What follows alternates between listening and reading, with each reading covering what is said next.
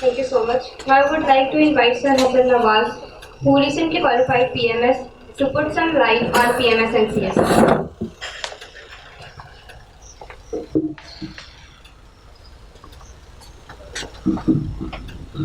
अस्सलाम वालेकुम। आवाज़ एंड तक आ रही? जी, जैसा उन्होंने बताया, my name is Hasan Nawaz and I have done graduation post graduation in media and communication studies from International Islamic University Islamabad. Apart from that I have almost clear 7 papers of different jobs from 16 to 17 grades. Like recently I got allocation as assistant director in Ministry of Defence. Apart from that I have also qualified written part of PMS 2020. So 5 से 7 minute के अंदर मुझे बताया गया कि आपने CSS और PMS के बारे में जेनेरिक ओवरव्यू देना है। तो जहाँ तक ओवरव्यू की बात है तो आपको पता है कि CSS हो या PMS दोनों कंपैरेटिव एग्जाम हैं। तो जहाँ CSS एक बेसिकली सेंट्रल ब्यूरोक्रेसी को डील करता है जो फेडरल लेवल के जैसा कि कंपैरेटिव एग्जाम है, जिसमें लेकिन 18वीं तरमीम के बाद, उससे पहले ये पंजाब का जो सूबाई ब्यूरोक्रेसी होती थी उसे हम PCS या PSS कहते थे, लेकिन 18वीं तरमीम के बाद चूंकि PMS रेगुलराइज हो गया है तो अब ये तकरीबन हर साल ही कोर्ट के आर्डर्स के मुताबिक पेपर्स हुआ करेंगे PMS में। तो ये तो आपको एक पता चला कि इम्तिहान होता है, लेकिन इम्तिहान की नौयत किस तरह की होती है और उसमें जो पेपर्स कितने होते हैं, कंपल्सरीज कितने होते हैं, ऑप्शनल कितने होते हैं, और इसके बाद जब आपका ये एग्ज़ाम क्वालिफाई हो गया तो उसके बाद आपको रिवार्ड्स कौन कौन से मिलेंगे। तो ये एक इम्पॉर्टेंट बात है जिसके लिए आप इतनी एफर्ट कर रहे हैं। अभी तक तो हम लोग यही सुनते आए हैं कि आप CSS कर लें तो आप जो है वो ब्यूरोक्रेट हो जाएंगे, आप कमिश्नर हो जाएंगे, डिप्टी कमिश्नर हो जाएंगे वगैरह वगैरह। तो मैं आपको सबसे पहले तो बता देता हूँ कि ये प्रोसेस होता किस तरह का है।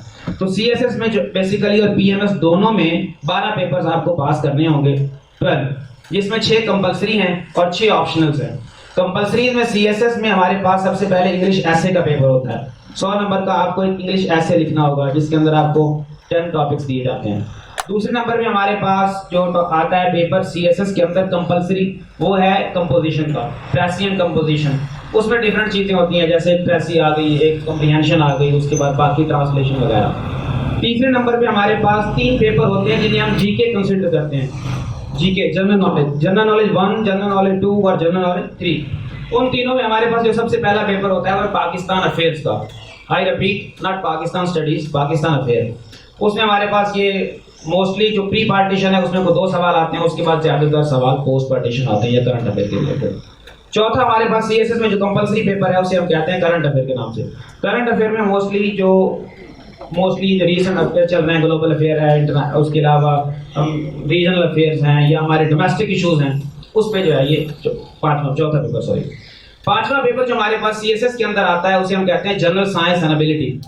जनरल साइंस एंड एबिलिटी जो है वो डील करता है हमारे पास 2 सेक्शन के अंदर, एक जनरल साइंस का और एक जनरल एबिलिटी का। जनरल साइंस के अंदर हमारे पास डिफरेंट आगे पोर्शंस हैं, फिजिकल साइंस है, उसमें एनवायरमेंटल साइंस है, फूड साइंस है वगैरह वगैरह। और जनरल एबिलिटी के अंदर हमारे पास जो मैथ के रिलेटेड चीज़ें, मैथमेटिक्स में, उसमें मोस्टली चीज़ें जो है वो आपके पास एनालिटिकल रीजनिंग है, इस तरह की नहीं है। ऐसा नहीं है कि आपको कोई फार्मूले या कोई वगैरह वगैरह चीज़ें हल करनी है, नहीं। कंपल्सरी में हमारे पास जो आखिरी और 6 पेपर है उसे हम कहते हैं इस्लामिक स्टडी का। इस्लामिक स्टडी के अंदर भी मोस्टली जो रिसेंट चीज़ें हैं या उसमें करंट डिबेट को भी इंक्लूड कर रहा है, ये चीज़ें होंगी। तो इसमें जो इसकी मेकिंग है वो इस तरह का होता है कि हर पेपर में 20 मार्क्स के MCQs होते हैं ऐसे के अलावा, और बाकी आपके पास 80 नंबर जो है वो सब्जेक्टिव क्वेश्चन होता है। ये तो हो गई CSS के अंदर कंपल्सरीज। अब PMS के अंदर जो कंपल्सरीज हैं वो आपके पास 6 हैं सिमिलरली, लेकिन उसमें डिफरेंस ये है कि उधर एक GK का पेपर एक्स्ट्रा होता है, उसकी जगह करंट अफेयर का पेपर नहीं होता। वो GK का पेपर जो MCQs बेस्ड होता है, ठीक है, नेगेटिव मार्किंग 0.25 की।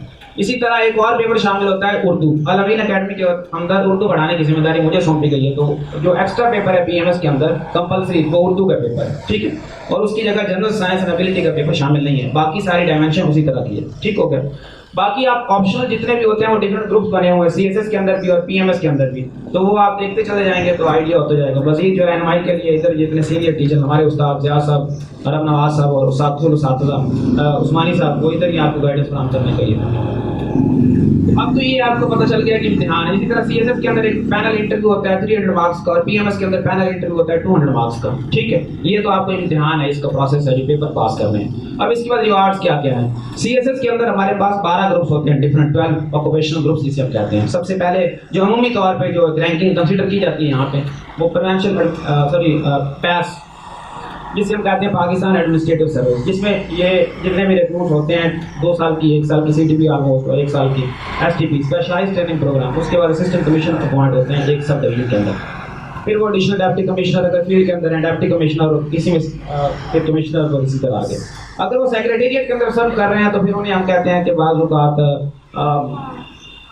PMS अगर क्वालिफाई करेंगे तो सेक्शन ऑफिसर होते हैं ऑलमोस्ट, और दूसरी तरफ इसी तरह डेप्टी सेक्रेटरी हैं, सेक्रेटरी हैं, कुछ में डिपार्टमेंट ऐसे हैं जिनमें ज्वाइंट सेक्रेटरी या स्पेशल सेक्रेटरी होते हैं। ठीक हो गया, तो ये तो आपके पास रिवार्ड्स हैं। ठीक है, PMS में अब ये होता है कि अमूमी तौर पे पहले PMS हर साल नहीं होता था, लेकिन अब PMS कोर्ट के आर्डर, लाहौर हाई कोर्ट के आर्डर के बाद हर साल कंडक्ट होगा, चाहे सीटें कम हो चाहे ज्यादा हो। पहले इसमें 3 ग्रुप्स होते थे, अब इसमें 1 ग्रुप है। पहले इसमें असिस्टेंट डायरेक्टर लैंड रिकॉर्ड भी आते थे, और इसके अलावा ETO excise and taxation officers, और साथ में PMS ऑफिसर जिन्हें हम अमूमी तौर पे ACDC वगैरह कंसीडर करते हैं जब फील्ड में होते हैं।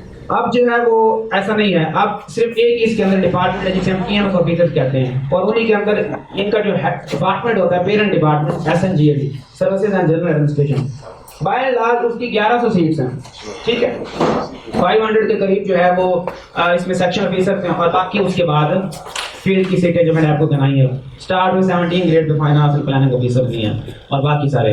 तो इसमें PMS के अंदर ये होता है कि 50% जो इंडक्शन होती है वो डायरेक्ट सिलेक्शन के जरिए होती है, जो आप तो ये एग्जाम देने जा रहे हैं 12 पेपर्स का।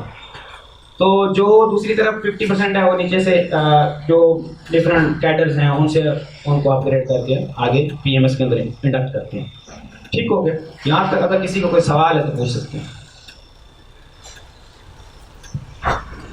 और इसके साथ अगर मैं एक और चीज़ ऐड करना चाहूँ, अक्सर ये बच्चों का सवाल होता है कि CSS करें PMS करें, CSS ना करें PMS करें, कौन सा इजी है कौन सा मुश्किल है। ऐसा कोई नहीं है, मैंने आपको पेपर की जो जितने भी पेपर्स हैं इसलिए बता दिया कि 2 पेपर सिर्फ एक्स्ट्रा होते हैं PMS के अंदर, और वो CSS के अंदर वो वाले 2 पेपर नहीं हैं, बल्कि हम एक कहेंगे। GK का पेपर तो ऐसा है कि CSS के अंदर 220 मार्क्स के MCQ होते हैं।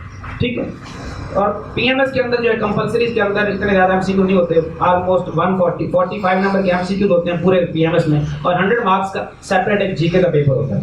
तो हम कहेंगे कि सिर्फ एक एक्स्ट्रा पेपर है PMS पास करने के लिए, वो है उर्दू का, और बाकी जितने भी पेपर्स होते हैं PMS के वो सारे वही हैं मोर और लेस जो CSS वाले हैं। तो बस आपकी ये तैयारी होनी चाहिए कि आप प्राइमरीली तो CSS पे फोकस करें, लेकिन और साथ साथ आपकी PMS की तैयारी उसी तरह चलनी चाहिए। ठीक है, क्योंकि कोई एक्स्ट्रा एफर्ट, कोई एक्स्ट्रा माइल आपको चलना नहीं पड़ेगा। सही है, तो इसके साथ जो मेरा आपको मशवरा यही है कि आप अपने बुनियादी तौर पर बाकी टीचर हैं उनको आपको बताएंगे तैयारी किस तरह से करनी है। तो CSS और PMS के हवाले से जो जेनेरिक ओवरव्यू था मेरे ख्याल में मैंने अपनी तरफ से क्लियर कर दिया है। किसी को कोई सवाल हो तो पूछ सकते हैं।